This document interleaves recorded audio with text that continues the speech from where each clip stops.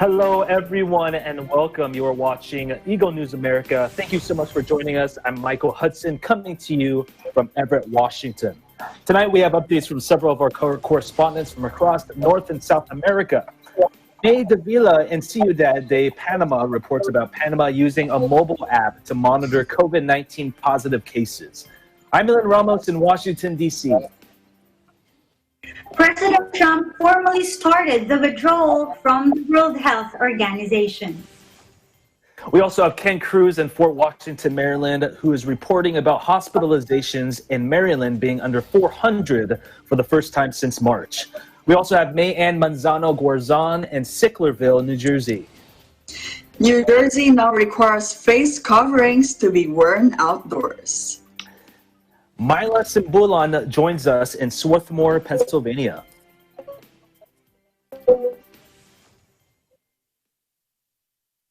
She'll be doing a report about a 30-day extension of state of emergency in Delaware to fight community spread of COVID-19.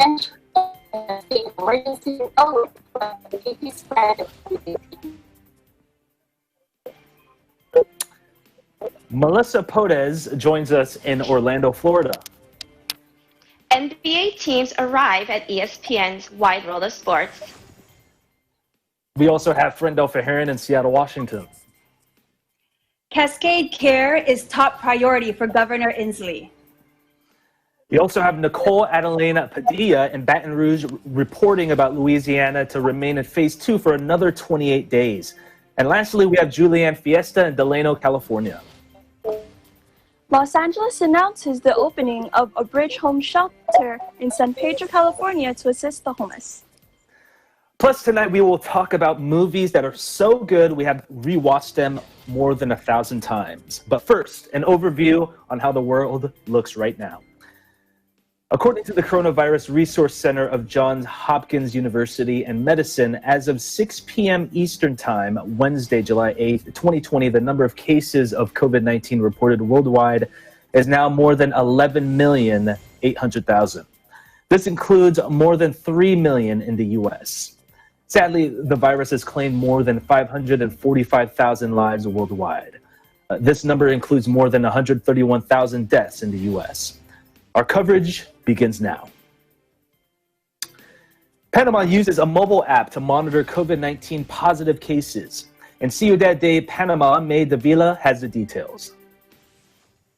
Positive patients with COVID-19 may now be located with technology in case of violation of quarantine through a mobile application.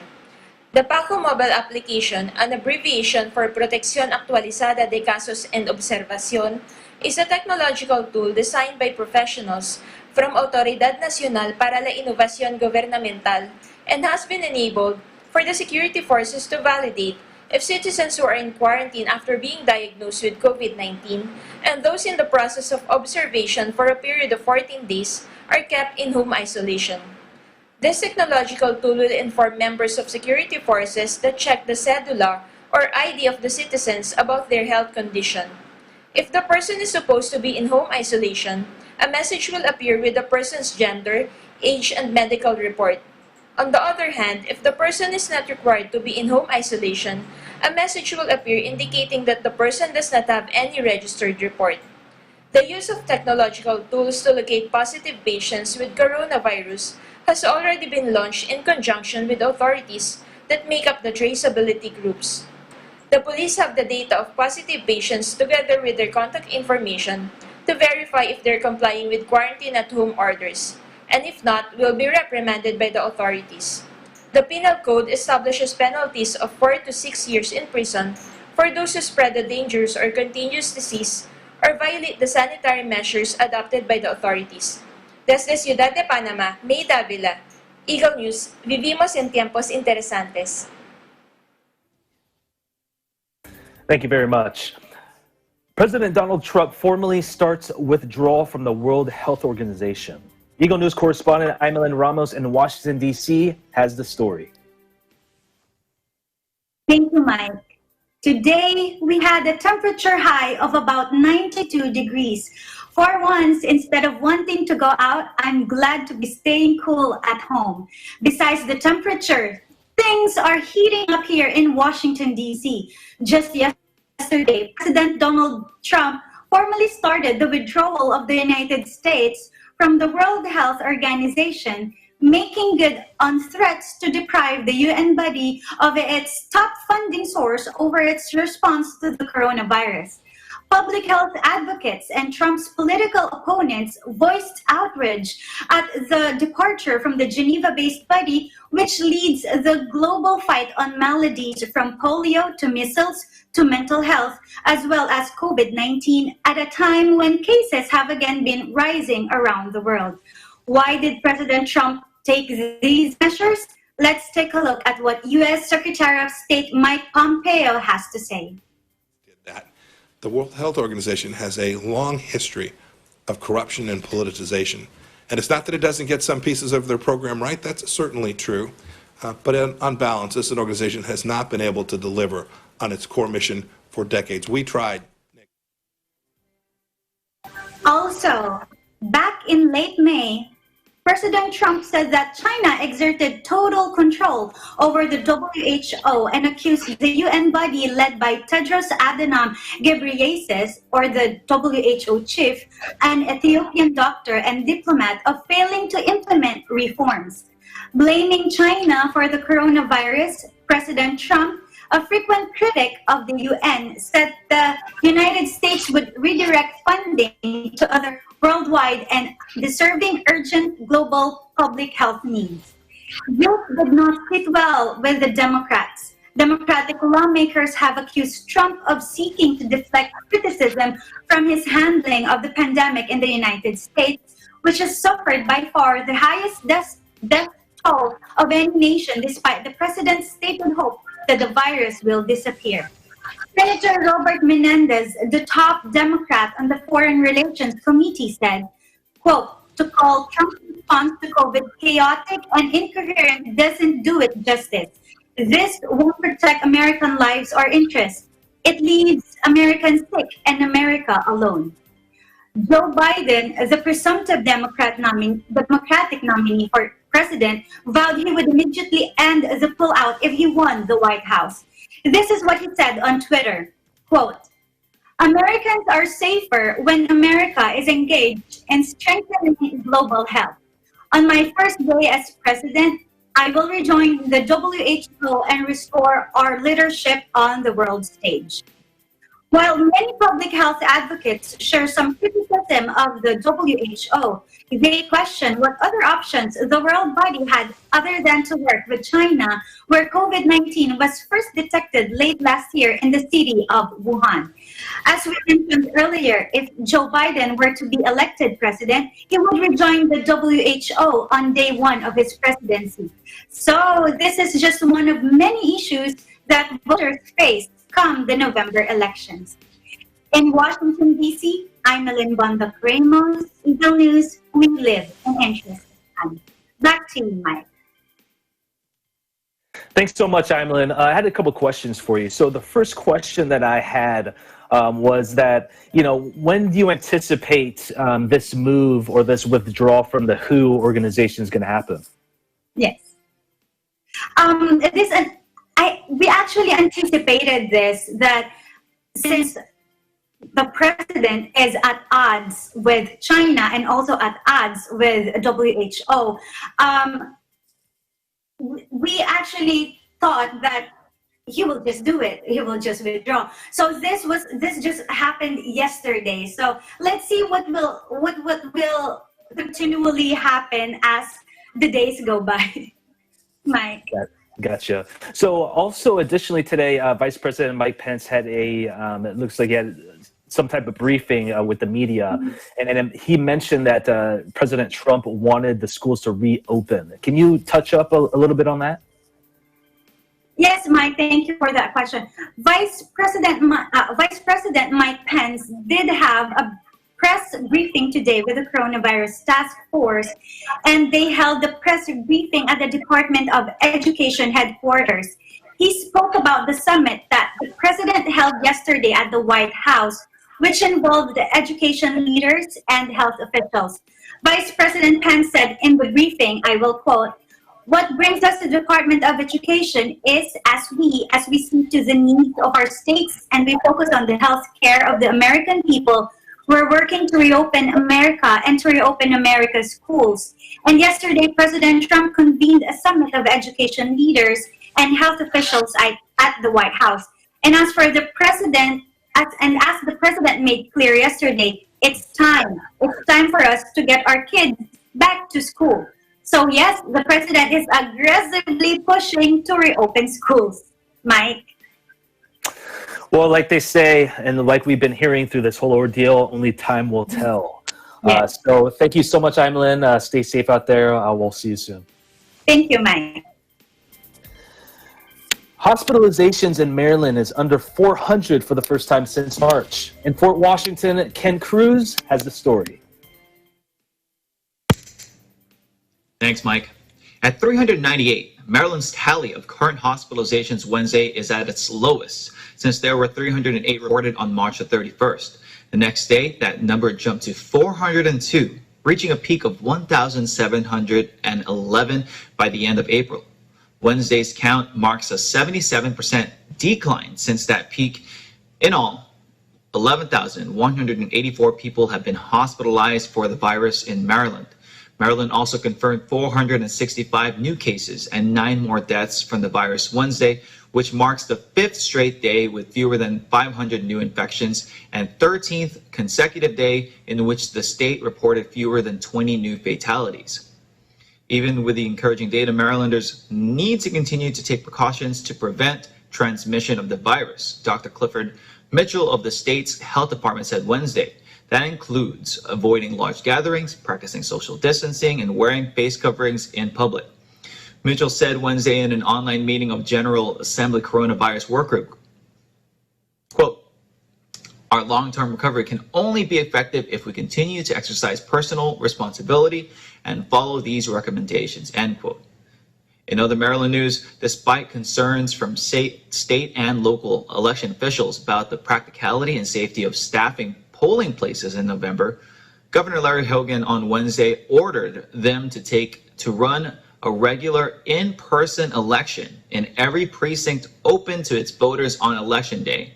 To accommodate anyone who feels unsafe casting a ballot in person because of the coronavirus pandemic, Hogan also ordered the State Board of Elections in a letter to mail each voter an application for an absentee ballot. And finally, in Maryland sports, NFL team the Baltimore Ravens announced their first step toward reducing attendance at M&T Bank Stadium amid the coronavirus pandemic, deferring 2020 season tickets to 2021. In an email to pertinent seat license owners, the team said seat locations for all fans will be protected and offered for renewal next season. Credits for funds paid toward the 2020 season can be applied to renewal next season or future ticket purchases. Single game and season ticket refunds can also be requested. The Ravens said in a release that they expect quote, significantly reduced seating capacity, end quote, at M&T Bank Stadium this season. If fans are allowed to attend games, social distancing guidelines and fan safety protocols are expected to limit the capacity of the 71,000 stadium to under 14,000. In Fort Washington, Maryland, Ken Cruz, Eagle News. We live in interesting times. Back to you, Mike. Thanks so much, Ken. Coming up, more updates from our correspondents. We will return shortly. Stay with us. This is Eagle News America.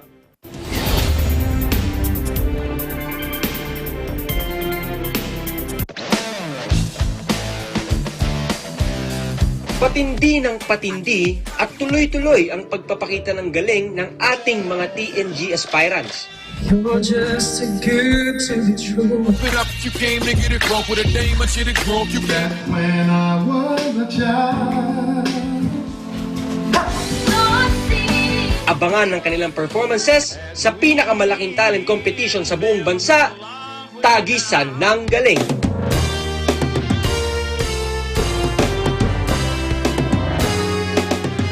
Tagisan ng Galing is presented by SMC Infrastructure, building a better world. Sandig sugar-free white coffee, puno ng white coffee taste without the sugar, kaya lower calories. Try mo na Sandig sugar-free white coffee. Sarap ng white coffee, now sugar-free.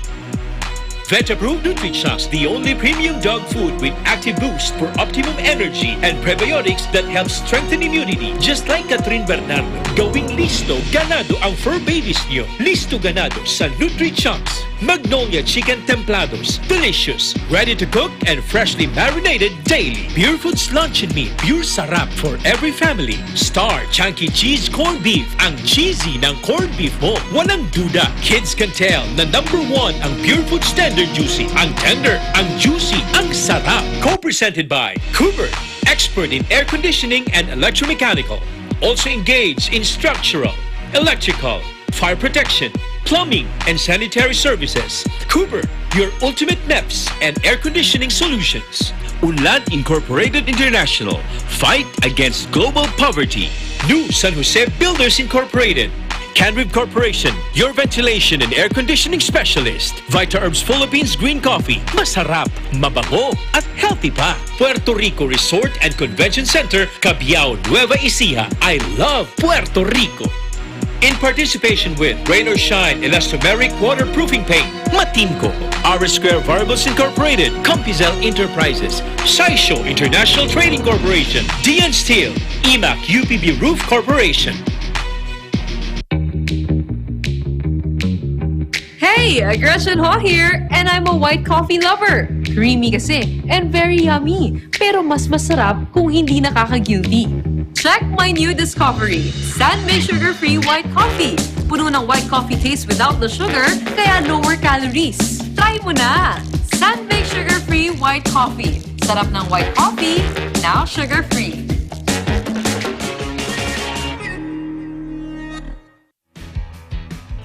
The successful development of TPLEX, or Tarlac Pangasinan La Union Expressway in 2009, a 4-lane toll road that extends from Tarlac City to Rosario La Union, with an additional approved extension of 56 kilometers all the way to San Juan La Union.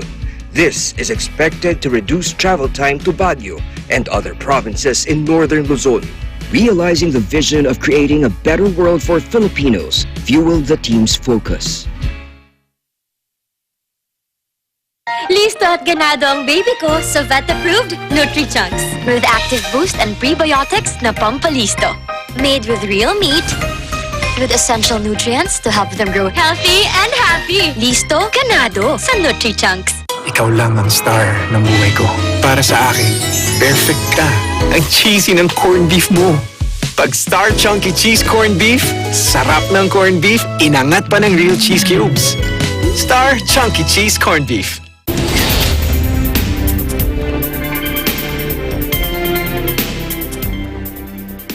Hey everybody, welcome back. You're watching Eagle News America. I'm Michael Hudson and Everett Washington. New Jersey now requires face coverings to be worn outdoors. Mayan Manzano-Gorzon has the details. Thank you, Michael. To further prevent the spread of coronavirus, especially with rising cases from other states, Governor Murphy announced Wednesday, July 8th, that he is signing an executive order requiring the wearing of face covering by everyone when social distancing is not practicable, with exceptions for those who are under 2 years old, eating or drinking at an outdoor dining establishment, and when wearing a mask would inhibit health or safety. Take a look. Today, I am signing an executive order requiring the wearing of face coverings by everyone when they are in outdoor public spaces and social distancing is not practicable. This is absolutely vital when individuals find themselves in a crowded situation, such as when walking down a packed boardwalk or in a line that is not properly spaced apart. The only exceptions for this requirement will be, and Judy will correct the record if I don't get this right, individuals who are clearly eating and drinking at an outdoor dining establishment. Secondly, those for whom wearing a face covering endangers their health or safety. And thirdly, children under the age of 2 years old. I am proud that we were the first state to require face coverings in indoor businesses as we gradually reopen them. Given what we know about the behavior of this virus indoors, that was the right call from the get-go, and it has saved lives. And today's order reiterates our existing policy by requiring masks in indoor spaces accessible by the public, again with exceptions for those with medical conditions and those kids under 2 years old. Requiring masks outdoors is a step, frankly, that I had hoped we would not have to take. And by and large, New Jerseyans, by the millions, have been outstanding in their compliance when masking up to go outside, as it was our strong recommendation. But unfortunately, we have been seeing a backslide in compliance as the weather has gotten warmer, and not surprisingly, as a result, our rate of transmission has similarly crept up. Wearing a face covering, I remind you, is not about politics. It's about quite simply being sick or being healthy. It's about life and death. It's about showing others that you care about their health, especially if you've not been tested and you don't know if you're an asymptomatic carrier of the coronavirus. It's about showing your community what side you're on in the fight against COVID-19. Trust me, this virus doesn't care what political party you belong to. It doesn't care what you may or may not think about masking up. It doesn't care about you or your family. It frankly just wants to kill you and move on to the next victim. If it does care, however, if you wear a mask, period, full stop. In the beginning of April, New Jersey is one of the first states to require its residents to wear a mask or face covering while indoors at stores, eateries, and other businesses or on public transportation. Since then, the state's COVID-19 cases continued to go down. Meanwhile, here is today's statistical report of New Jersey's COVID-19 cases. According to the Department of Health of New Jersey, there is 335 new positive cases reported today, bringing a statewide total of 174,039 New Jerseyans tested positive. Sadly, we have 53 new deaths, adding to a total of 13,476 fatalities. Currently, New Jersey's daily spot positivity rate is 3.23%, while rate of transmission is 1.10. The number of hospitalizations continues to show a downward trend statewide. New Jersey is currently on stage 2 of its road to recovery. In Sicklerville, New Jersey, May and Manzano Garzon's Eagle News. We live in interesting times. Back to you, Michael. Thank you very much, Mayan. I just had a quick question for you. So as far as instituting this new, basically, law in New Jersey, is there going to be a penalty? And if so, I mean, what's it going to be for the citizens who do not follow this new law? Michael Murphy did not specifically say what the penalty would be for violators, and he actually also admitted that it will be more difficult to enforce if there's any. But he also mentioned in his daily press briefing earlier today that if, for example, you are walking in the boardwalk of Jersey Shore and you're by yourself or with your family, it's okay if you don't wear a face mask. But if you're congregating with other people and there's no social distancing and you're not wearing a face mask, you might get a warning, if not something stronger. Michael? Gotcha. Well, thank you so much, Mayan. Stay safe out there. Thank you, Michael. The state of emergency in Delaware has been extended again to another 30 days to fight the community spread of COVID-19. And Swarthmore Bureau Chief Myla Simbulan has the details. Thanks, Michael. Governor of Delaware, John Carney, announced an extension of the state of emergency for Delaware to fight the community spread of COVID-19. Wearing a face mask in public is required in the state of emergency declaration. Delawareans are encouraged to continue to become vigilant. Social distancing and washing and sanitizing hands are extremely encouraged. Delaware now has more than 11,000 confirmed positive cases. The number has been increasing since the end of June until the 4th of July weekend. There's also an uptick on hospitalizations since the end of June, a slight increase in hospital admissions last week as well. According to Carney, compared to the other states like Arizona, Texas, and Florida, he believes that Delaware should not be included on those states that needs to be quarantined for 14 days, because due to the increase in numbers, Delaware is now included in the list of those entering New York and New Jersey that needs to be quarantined in 40 days. And according to Governor John Carney, the Delaware's percent of positive cases is only 5.3% compared to Arizona that has more than 25% positives, and Florida that has 18%, while Texas has 13%.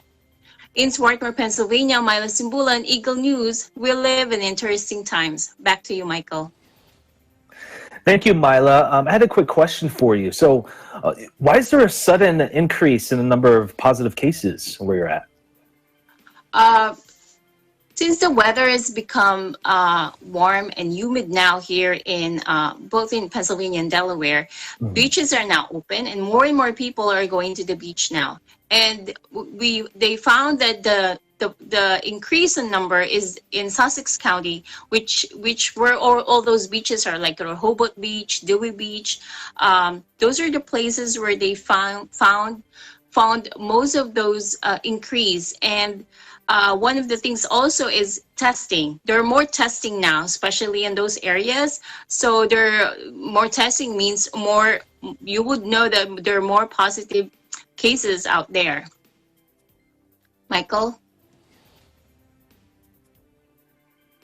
Well, that's great news that there's more positive, or there's more testing kits out there to reel in those positive cases so you can get more accurate data. Thank you so much, Mila. Have a good night. Thank you. You too. NBA teams arrive at ESPN's Wide World of Sports. In Orlando, Eagle News correspondent Melissa Podez reports. Melissa? Thanks, Mike. So yes, several teams have arrived, while more have tested positive for COVID-19, including one member of the Orlando Magic. But despite the setbacks, players are ready to get back on the court.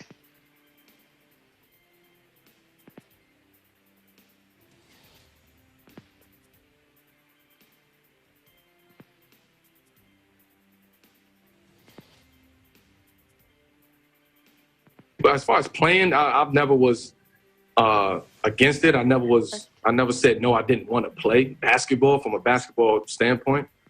But just like everybody else, I've always had my concerns. I've always had. Early, I had questions. Before I was getting information, I had a lot of questions. I thought the NBA and the PA did a great job of just answering those questions for me, giving me some clarity. But as a human, like, there's still tons of concerns at the end of the day about going down there, the unknown of how this is going to play out, right? The pressures of this working, and that's just where I'm at. I have concerns. I mean, everybody has concerns about what's going to happen, how everything is going to transpire, because we just don't know what's going to happen. You know, speaking personally, I'm pretty excited to keep moving forward and get down to Orlando and get going. I think everyone feels really, Scott, Troy, our whole staff has done a great job so far of keeping everyone safe, everyone in the loop. We've been doing a great job of getting our tests and receiving our information pretty quickly after that. And so I think everyone feels pretty comfortable with the way we've handled everything, and we'd had good workouts for the past couple of weeks. Great individual workouts, obviously following all the rules, and I think guys are pretty comfortable and pretty ready to get going to Orlando now. A third wave of teams are set to arrive, and teams will begin practice tomorrow and Friday.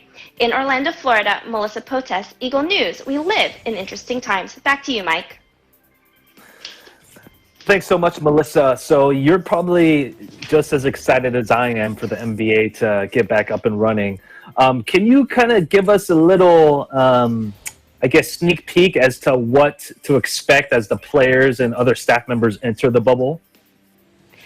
Yeah, Mike. So Players and their staff members that come, they'll be traveling in parties of no more than 35.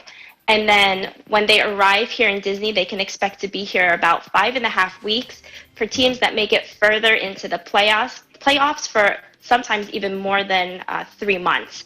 So players and staff, once they go through security, they're going to immediately go to the testing room at the Disney hotel and resort that they're staying in.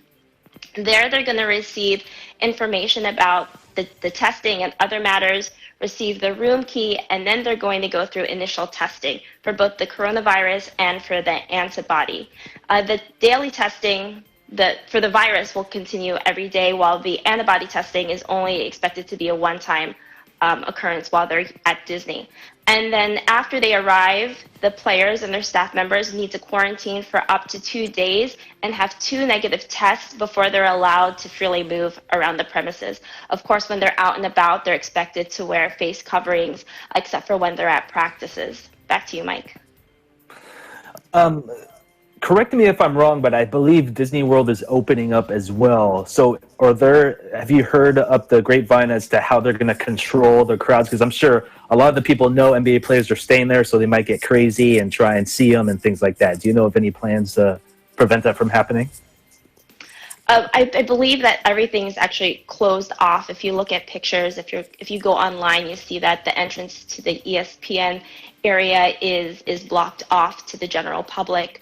Once you're in the bubble, you're in the bubble. They're not letting people into the bubble that aren't supposed to be there. Gotcha. Last but not least, I have to ask you, who are you excited to see to come back? And please do not say the Lakers. Okay, well, from the West, I think that I'm really excited to see the Pelicans, to see what Zion is able to do right before the season ended abruptly. He was on a roll going into his rookie year. I mean, he was playing phenomenally. And then in the East, of course, we want to see what the Raptors are able to do, especially now that they don't have Kawhi with them. And they were actually playing really well before the break as well.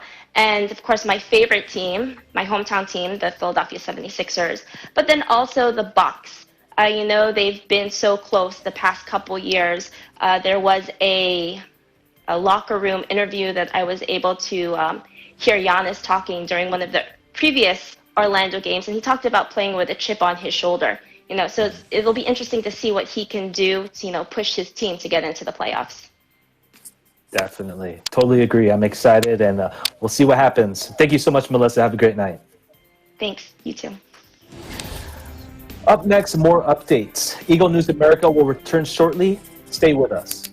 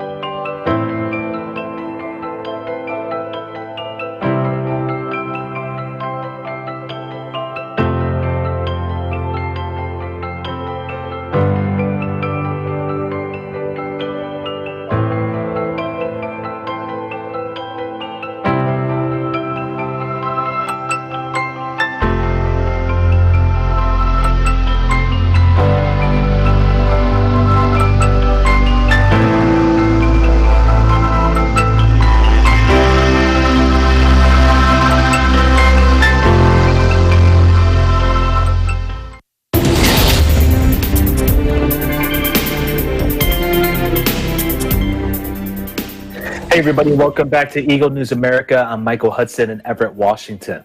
Governor Jay Inslee announces that there are 5 insurance carriers who intend to participate in a public option. Cascade Care is his top priority. In Seattle, Bureau Chief Frendel Feheran reports. Thank you, Michael. Before we get to the meat of the report, let me share with you some statistics.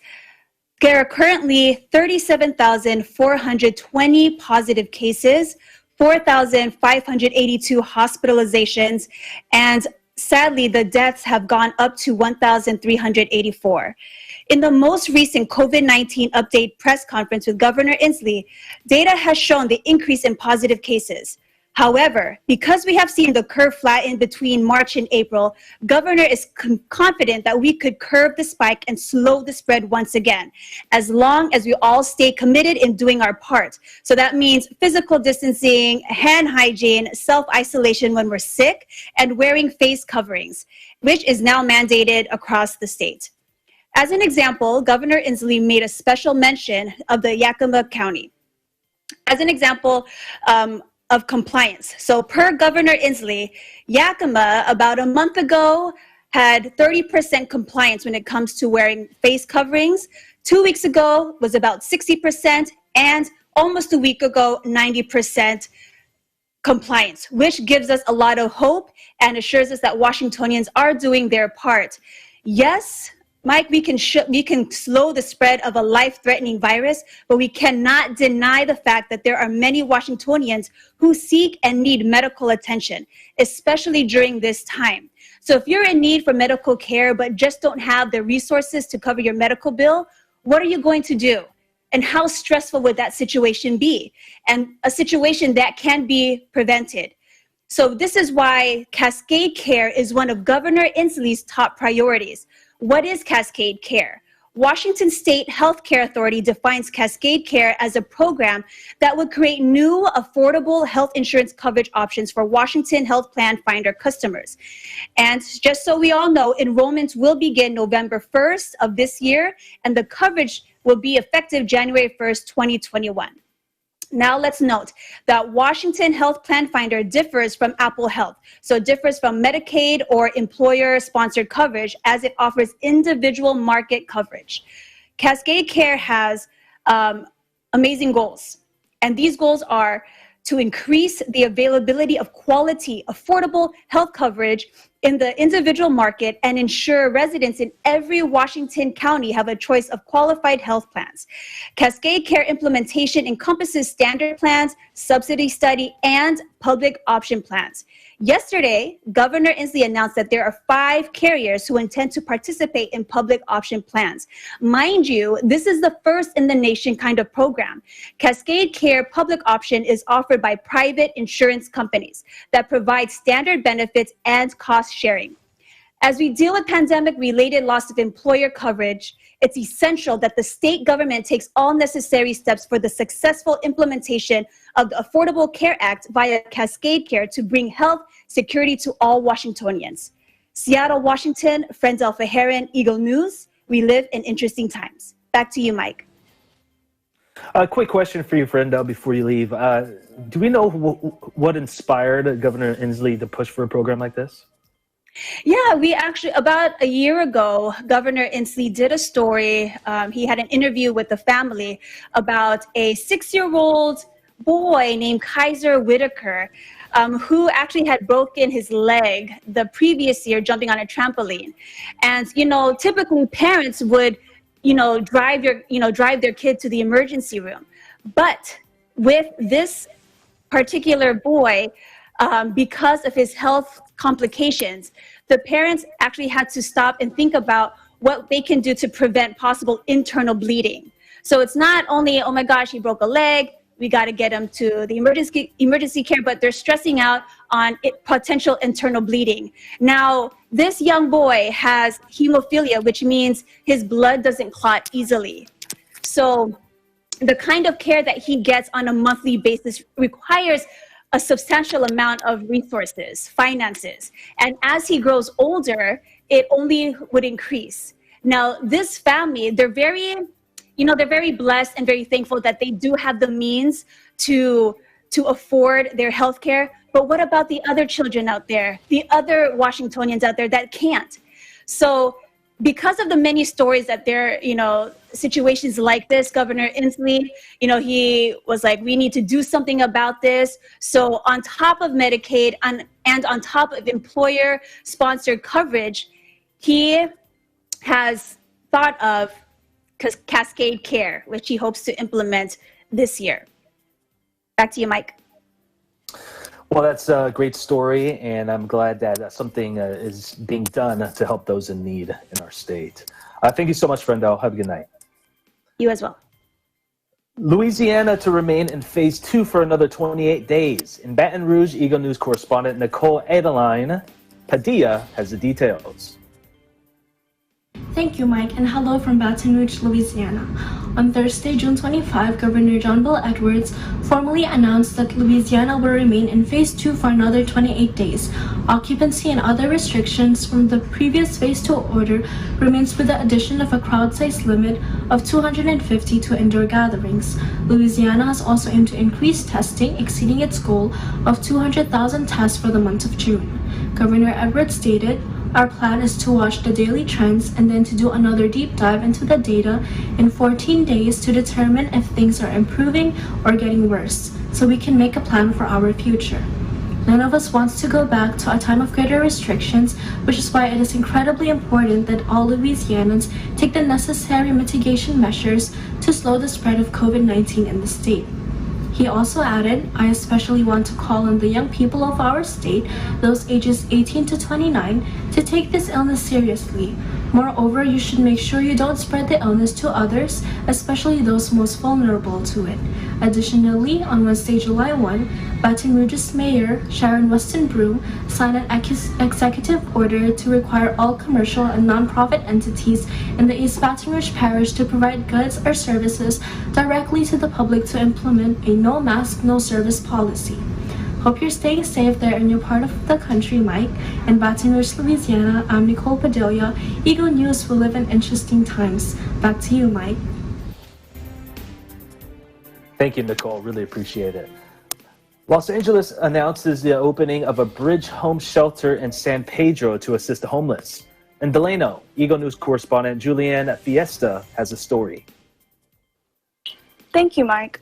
Los Angeles announces the opening of a bridge home shelter in San Pedro, California, to assist homeless Angelenos by taking them off from living on the streets and placing them into temporary housing, also known as bridge housing, funded by the city until they can obtain a more permanent home.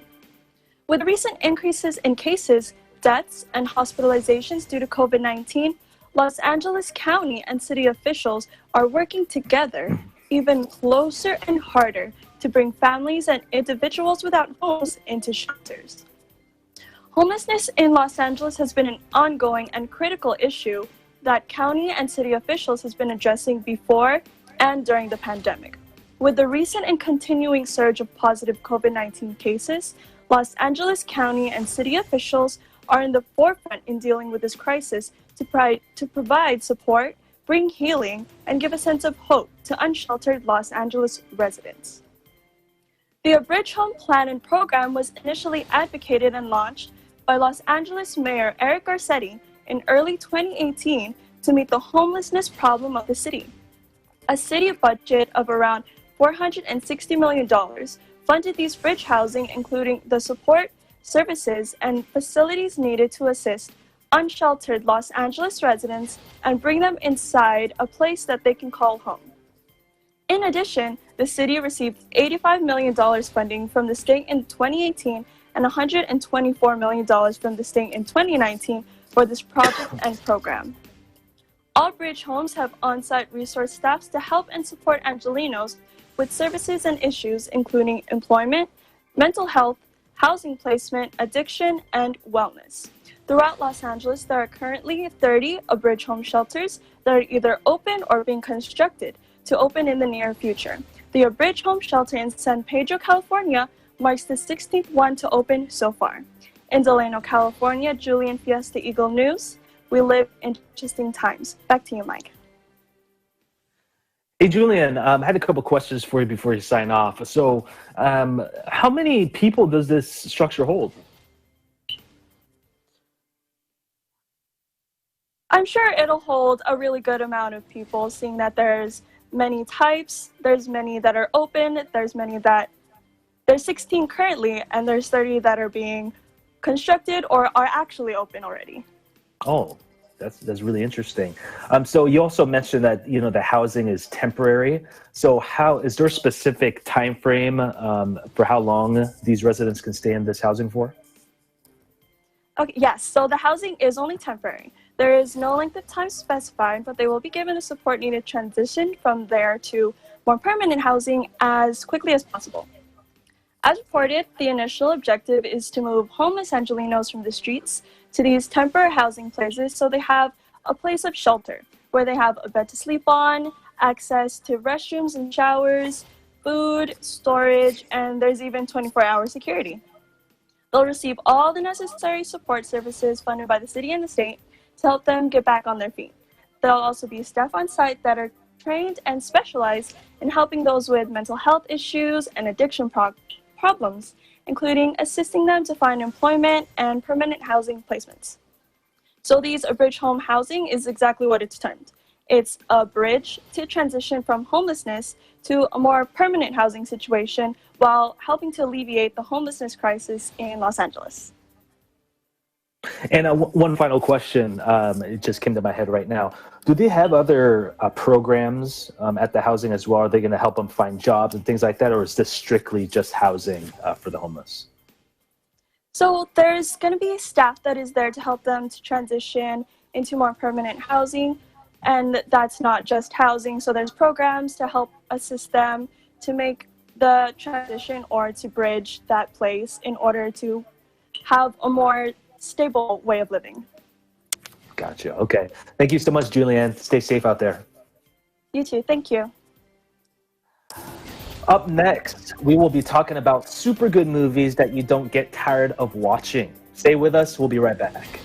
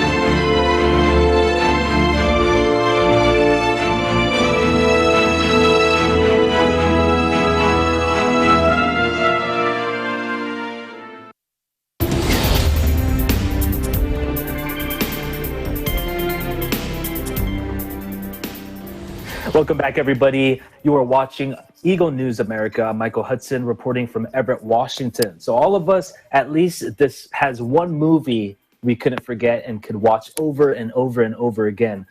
Some may even memorize some dialogue from these movies. So tonight, for our group discussion, we're going to discuss about our favorite movies that we keep rewatching again and again. So ladies, movies. We all watch them, we all love them, we all enjoy them.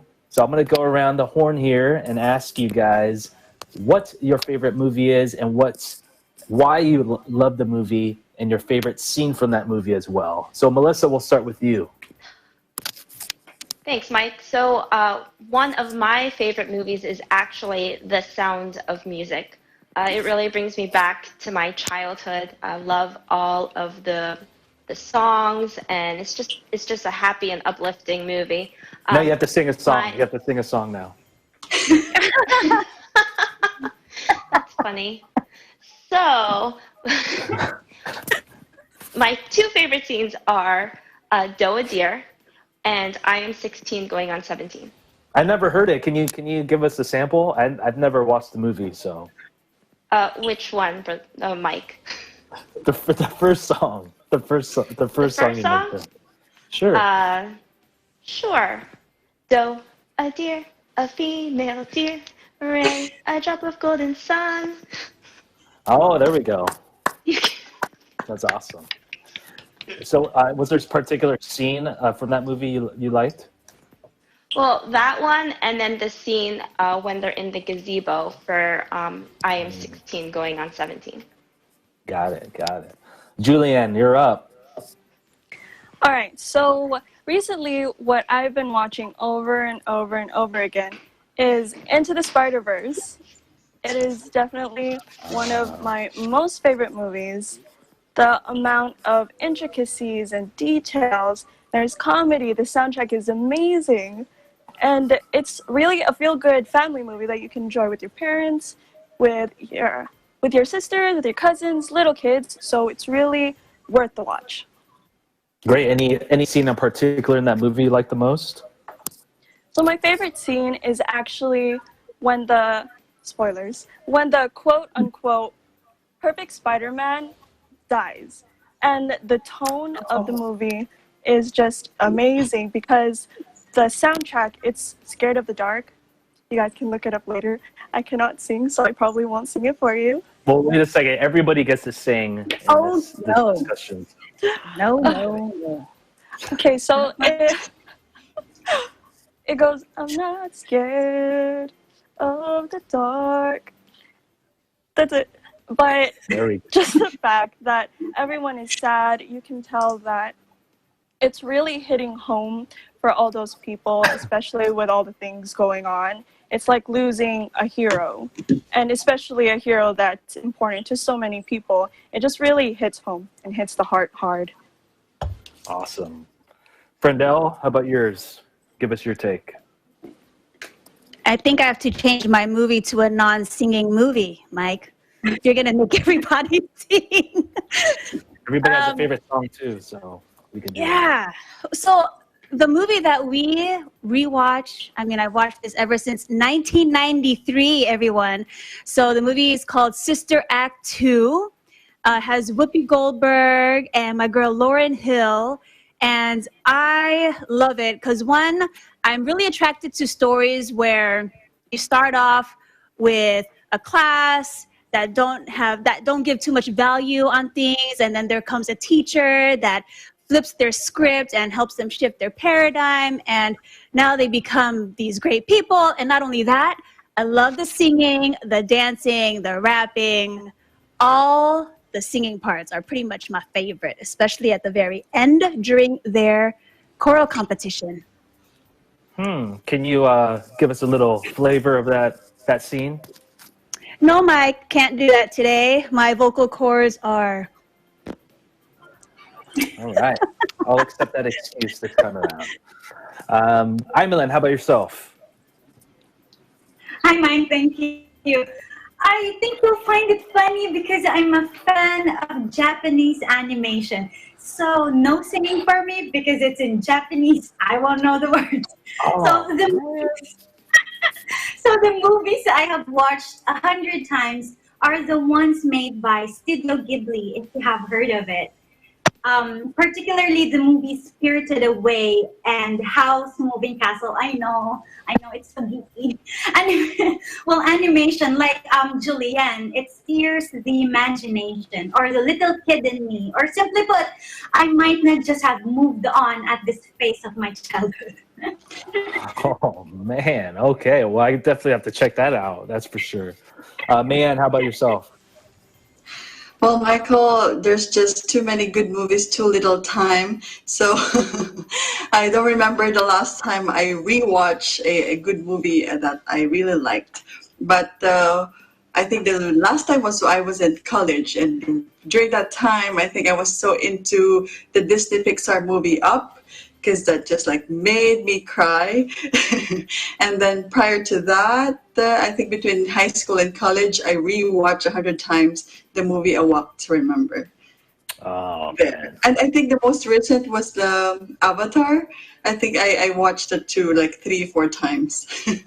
Man, all great movies. All great movies. Did you ever catch yourself tying balloons to your house to see if it? I was dreaming of that. Maybe I will do it to my son, right?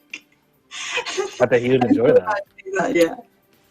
Yeah. So any particular scene from any of those three movies that stands out? That's your favorite? Well, with Avatar, it's basically just the cinematography. Like it's just so good. It's like paradise. With A Walk to Remember, when you're like a teenager, high school, college days, you just basically love a good love story, right? So I believe it was when Shane West, I totally forgot their names on the movie already. Shane West, when he had a fight with his friend because they were like disrespecting Mandy Moore. So he was just like the knight in shining armor kind of scene. And with Up, it's basically the whole story, Michael. It's just like really, really good. I love little Russell. He's just so cute.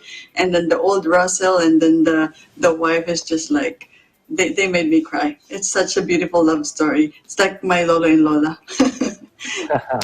Yeah, I remember in Walk to Remember just how mean he was in the beginning. I was like, man, who is this guy? Then all of a sudden, he just like, totally changes. Not to say that I watch the movie all the time, but How about you, Mike? What's your favorite movie that you rewatch all the time? I would have to say The Notebook, guys. No, I'm just kidding. No, definitely not. Definitely not The Notebook. I would say Top Gun. I can watch that movie like 20 times a day. And what is your favorite scene? There's so many good ones. I think it's the one where Tom Cruise serenades that. Yeah, that could be it. Or the one where they just say, "I feel the need for speed." Boom. I like that part. I like that part the most. So, any final words? Any other movies you guys like? There's a recent movie, if I might share, Guerrero 1 and 2, or Guerrero and Guerrero 2 by EBC Films. When we watched it, my girls, they're 13 and 11, I actually didn't think that they would sit through the entire movie, but they did, and they wanted to watch the second one right away. It's a phenomenal storyline, amazing talent. It is in Tagalog, but even if you didn't understand Tagalog, the way the characters deliver their role can already impact you in such a positive way. It takes you on an emotional roller coaster. It's just amazing. I think we watched it like 3 times already, both of them. Wow. Man, that's a good one. Definitely. How about you guys? Have you guys seen Guerrero yet? Yes. We need to do a watch party. We'll do one. Maybe on the next episode we can flip it on for everybody to take a look at. We'll do a little marathon. 2-hour show. 2-hour show, guys, ladies and gentlemen. Next show. But hey, thank you, ladies. Really appreciate your time. It's always great seeing you all. Make sure you guys stay safe out there, okay?